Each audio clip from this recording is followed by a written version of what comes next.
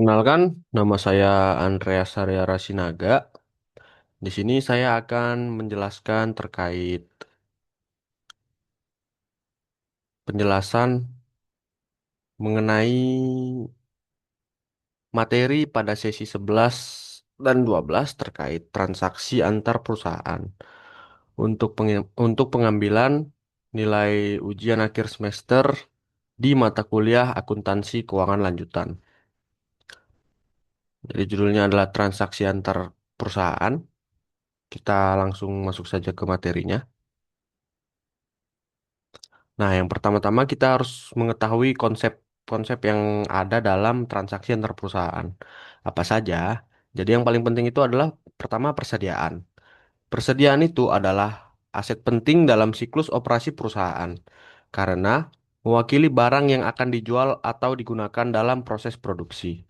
Nah, jadi kan kalau misalkan kita udah bahas terkait transaksi antar perusahaan, pasti ada yang diperjualbelikan di antara dua perusahaan. Nah, kalau misalkan suatu perusahaan itu nggak punya persediaan apa-apa, maka apa yang akan dijual kan gitu. Jadi kalau misalkan nggak ada persediaan, maka transaksi antar perusahaan itu tidak akan bisa terjadi gitu. Nah, ketika terjadi transaksi persediaan antar perusahaan dalam satu grup, pencatatan yang tepat menjadi krusial agar tidak pencatatan itu menjadi krusial agar tidak terjadi yang pertama penggandaan pendapatan atau aset. Yang kedua, pengakuan laba yang belum direalisasi. Dan yang ketiga, kesalahan dalam laporan keuangan konsolidasi. Nah, penting bagi setiap entitas dalam suatu grup untuk memahami bagaimana mencatat dan melaporkan transaksi persediaan antar perusahaan, serta bagaimana melakukan eliminasi dalam laporan keuangan konsolidasi. Kenapa penting dibilang? Karena kalau misalkan tidak benar dalam melaksanakan pencatatan dan pelaporan transaksinya, itu akan berpengaruh kepada kesejahteraan perusahaan tersebut ke depannya bakalan makin sulit lah untuk melakukan transaksi apapun itu. Jadi kegiatan pencatatan dan pelaporan itu krusial. Nah, apa sih tujuannya penghapusan transaksi kayak negatif banget gitu penghapusan kan atau eliminasi.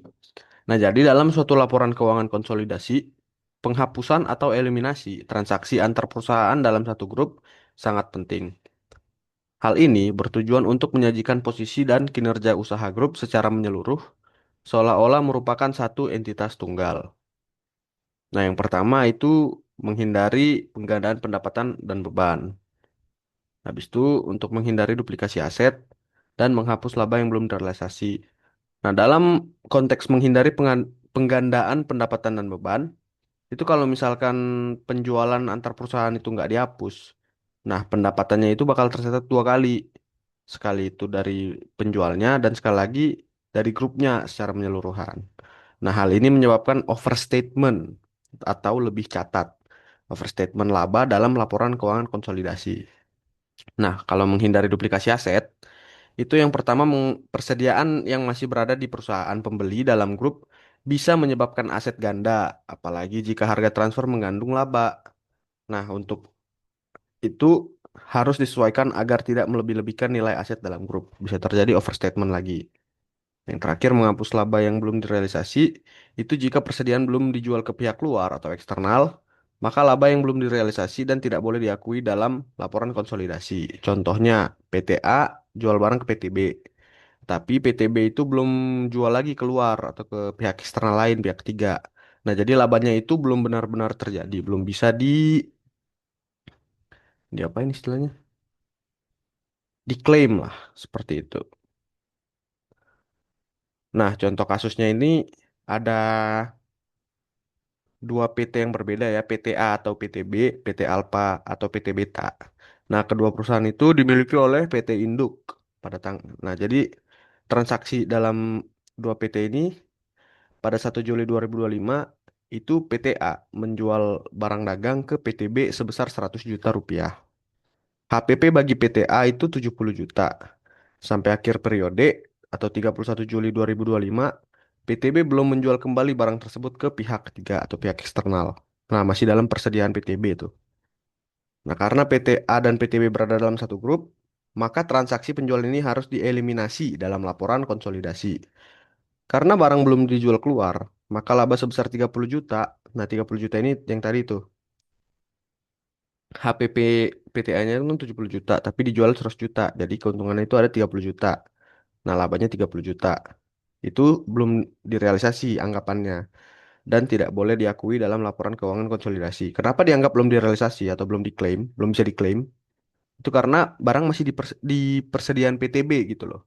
PTB dan PTA ini kan satu grup gitu, di bawah PT Induk. Jadi itu belum direalisasi. Nah, jurnalnya itu seperti ini. Pada 1 Juli 2025 di jurnal PTA itu ada piutang usaha oleh PTB pada penjualan 100 juta dua-duanya. Di bawahnya ada HPP pada persediaan 70 juta. Sesuai dengan penjelasan di soalnya tadi, di contoh kasus tadi. Nah, di jurnalnya PTB atau pihak penjual pada 1 Juli 2025 itu persediaan bertambah 100 juta, utang usaha juga bertambah 100 juta ke PTA, persediaan pada utang usaha. Gimana jurnal eliminasinya? Nah, jurnal eliminasi dalam konsolidasi per 31 Juli 2025 itu tertulis penjualan sebesar 100 juta pada HPP 70 juta dan persediaan atau laba yang belum direalisasi 30 juta. Nah, kenapa dibikin seperti ini? Jadi, penjualan dan HPP itu dihapus karena hanya transaksi antar perusahaan. Selisih 30 juta adalah laba belum direalisasi yang disesuaikan terhadap nilai persediaan. Kenapa belum direalisasi? Ya, karena belum dijual, seperti itu. Nah, pada catatan laporan keuangan konsolidasi, itu tidak ada pendapatan dalam transaksi ini. Persediaan dalam neraca dikoreksi menjadi 70 juta, bukan 100 juta. Dan tidak ada laba bersih dari transaksi ini sampai PTB menjual barang ke pihak luar, ke eksternal. Yang di luar dari PT Induk tersebut. Seperti itu. Nah, tantangan dalam hal tersebut itu ada penentuan harga transfer. Itu sulit menentukan harga jual antar entitas, apakah sesuai harga pasar atau harga pokok. Terus bisa berdampak pada pengakuan laba antar entitas dan pajak. Dan jika terlalu tinggi, laba itu tidak realistis. Kalau misalkan terlalu rendah, nggak mencerminkan nilai sebenarnya. Jadi ya kayak nggak ada untungnya gitu loh transaksi tersebut. Terus ada perbedaan waktu pencatatan. Itu mungkin terjadi sorry, mungkin terjadi selisih pencatatan tanggal antara penjual dan pembeli. Misalnya, PTA mencatat penjualan pada akhir bulan, sementara PTB mencatat pembelian bulan berikutnya. Itu misalkan transaksi terjadi di tanggal 30 Juli gitu kan. Nanti beda-beda bisa bisa beda malah jadi nggak matching kan nggak balance di kedua jurnalnya. Nah, tantangan terakhir itu persediaan belum terjual ke pihak eksternal. Jadi, laba atas transaksi belum benar-benar direalisasi atau belum bisa diklaim. Jika tidak dieliminasi, akan menyebabkan lebih catat atau overstatement laba dan aset di laporan konsolidasi. Setelah tantangan, kita masuk ke solusi dari tantangan-tantangan tersebut. Yang pertama ada sistem ERP terintegrasi, yaitu menggunakan sistem akuntansi terpusat enti, agar data antar entitas otomatis sinkronisasi ya. Lalu sistem ERP terintegrasi itu memudahkan pelacakan persediaan dan pencocokan data. Nah, yang kedua ada kebijakan transfer pricing yang jelas. Itu untuk menentukan pedoman harga transfer antar entitas yang adil dan konsisten. Jadi nggak ada yang merasa, ini kemahalan nih, ini kecil banget nih harganya gitu.